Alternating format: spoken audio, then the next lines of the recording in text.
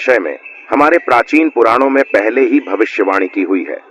कलयुग का प्रभाव कैसा होगा, कलयुग में मनुष्य का व्यवहार कैसा होगा, कलयुग की स्त्रियां कैसी होगी, कलयुग में मनुष्य का आकार और आयु कितनी होगी, कलयुग में पाप और पुण्य की परिभाषा क्या होगी, कलयुग में मुक्ति पाने के कौन से मार्ग होंगे तथा कलयुग का अंत कैसे होगा आदि के विषय में हमारे प्राचीन पुराणों में कलयुग की भविष्यवाणी की गई है।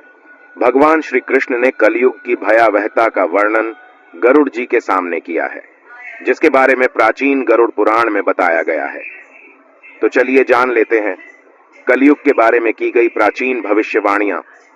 कलयुग का अंत धर्म की विफलता, अनुशासन की कमी, मनुष्यों में बढ़ती दुर्भावना, धन की लालसा, अत्यधिक काम का प्रभाव, भ्रष्टाचार से बढ़ता व्यापार, गुरुजनों तथा पूज्य लोगों की नींद, स्त्रियों में व्यभिचार और अनाचार आदि गुणों की वृद्धि, लोगों में आध्यात्मिकता की कमी आदि प्रकार के लक्षणों से कलयुग की पहचान होती है।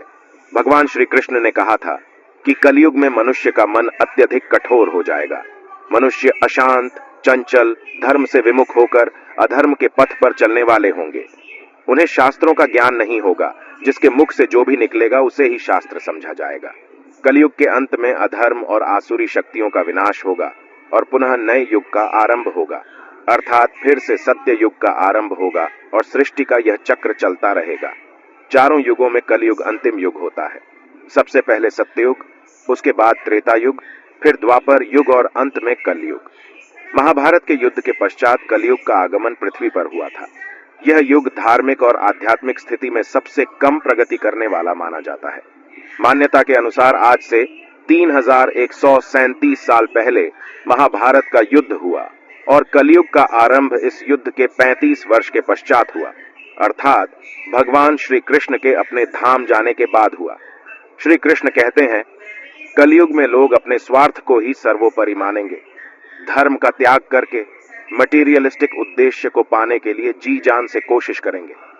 धर्म में विश्वास न होने के कारण लोग अन्यायपूर्वक आचरण करेंगे। यदि हम आज के समय में देखें तो पाप इतना बढ़ चुका है, मानो ऐसा लगता है कलयुग का अंत अब निकट आ चुका है। लेकिन कुछ विद्वानों के अनुसार यह तो बस शुरुआत है।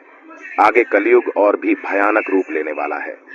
कलयुग के उस भयानक रूप को देखने की क्षमता आज के मनुष्यों के अंदर नहीं है।